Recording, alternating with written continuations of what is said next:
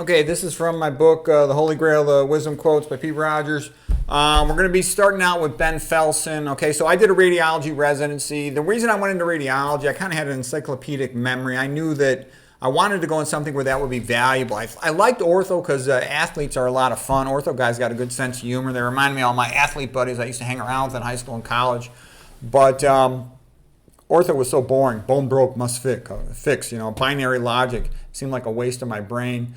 Cardiology, I just didn't like doing caths when I went on visiting clerkships and stuff. And now I look back on it. If I was going to go into being a doctor, I would like to do like a combined med-peds residency and then do a fellowship in endocrine. Then I would sort of have entire mastery of all the biochemistry stuff, which I really like biochemistry. But anyways, I ended up, radiology I knew would value my comprehensive encyclopedic memory, and I wanted to be an imaging-guided surgeon. I thought that would be a cool way to be a surgeon.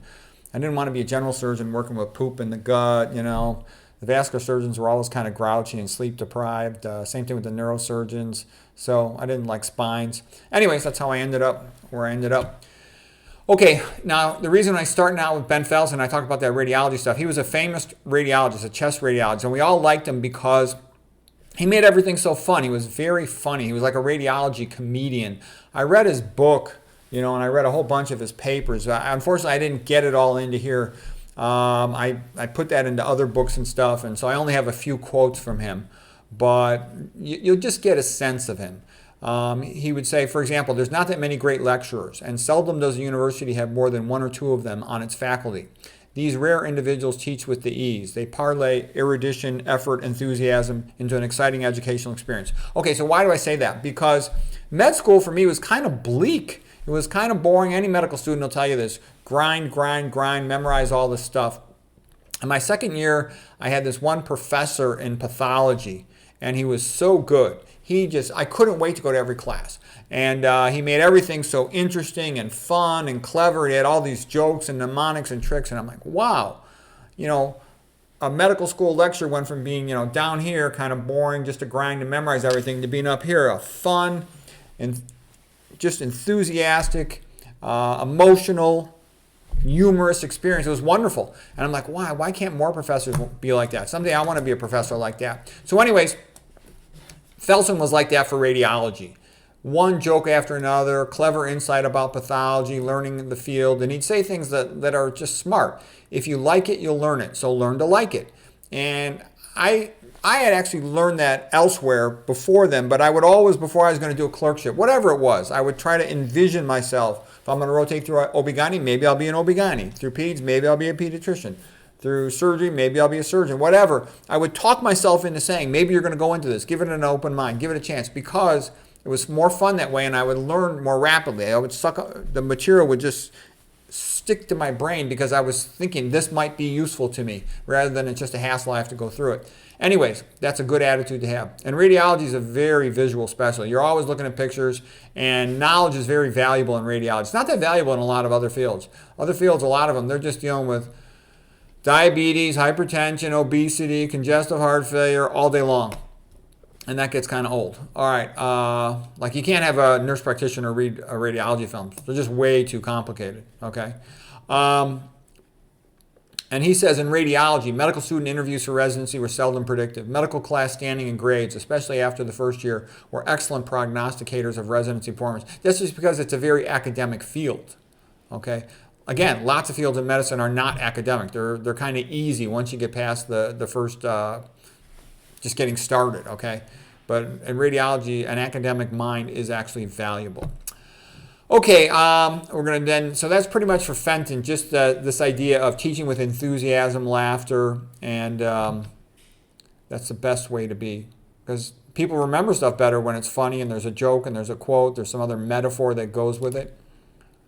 Okay, so he was another bright spot, happy spot for me, because I went to Northwestern and I really belonged at Harvard. Northwestern was a little bit like kindergarten for me, and they were always a little bit taken aback. They weren't used to seeing somebody as intense as me. They found that a little bit like shocking, whereas I was like, why wouldn't I be intense? I'm here to learn, okay?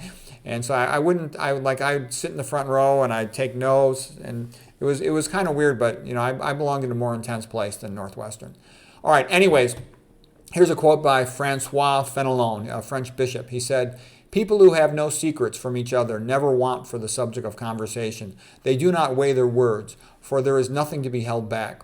Nothing do they seek for something to say. Neither do they seek for something to say. They talk out of abundance of their heart without consideration. They just say what they think." Yeah, that's what it's like being with a true friend. You can just be yourself.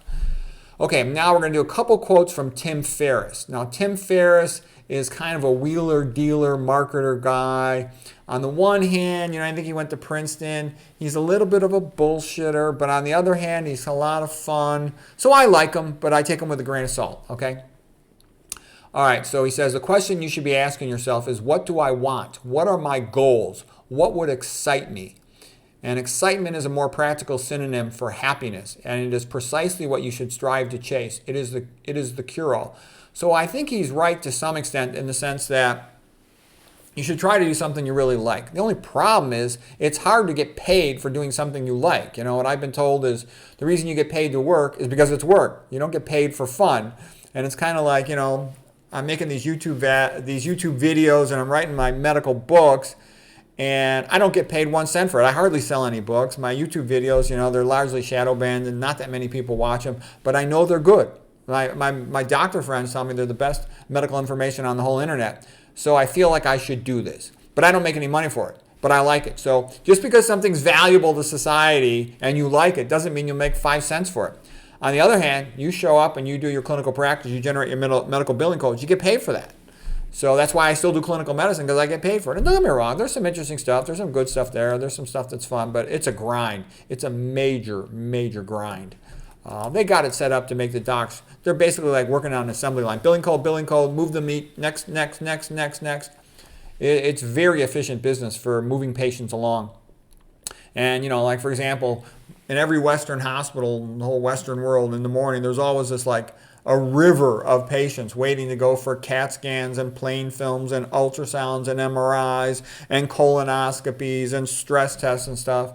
And what I would say is, that's all nice, but it's kind of stupid too, because you don't cure a disease by taking a picture of it. You cure a disease, the best chance you have to cure most diseases, the chronic Western diseases, low fat, low sodium, vegan diet, get your sleep, manage your stress, get some exercise, get some sunshine, okay? Maintain some social relationships, have a sense of purpose. Religious people are healthier. Okay, those are like the big secrets of health. And all this other stuff, it helps in special situations, but for every person, going low-fat vegan, there's like 20,000 that are going for additional diagnostic tests and will never change their diet and take a bunch of pills and suffer a miserable fate with poor aging. Okay, the next quote for Tim Ferris. Are you better off than you were 1 year ago, 1 month ago, or 1 week ago? If not, things will not improve by themselves. You got to change what you're doing, something. Okay, here's a nice one. The best way to improve mental performance is to improve physical performance. And there's actually some truth in that. Not completely, but there's some truth in that. You'll stay mentally sharper if you stay physically fit. The body's a use it or lose it thing. I actually think a good thing I learned from this Olympic weightlifting coach was do everything fast. Do everything fast, because when you do stuff fast, and when I say fast, it's like, for example, at the end of the day, I got to walk to my car. I got to walk like about 200 yards more than that. I walk fast. And you say, well, why would you do it? Because I want to train my body to move fast. Because if you use it or lose it, I used to wrestle, okay? And now I don't have the physical fitness and strength to really wrestle full out like I used to, because I didn't maintain it.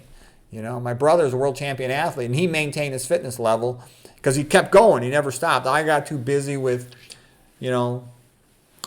working all the time, and I didn't maintain that level of fitness. So I wish I had. Okay, it isn't enough to think outside the box. Thinking is passive. Get used to acting outside of the box. Okay, we'll do more Tim Ferriss quotes next time. Hope that was helpful.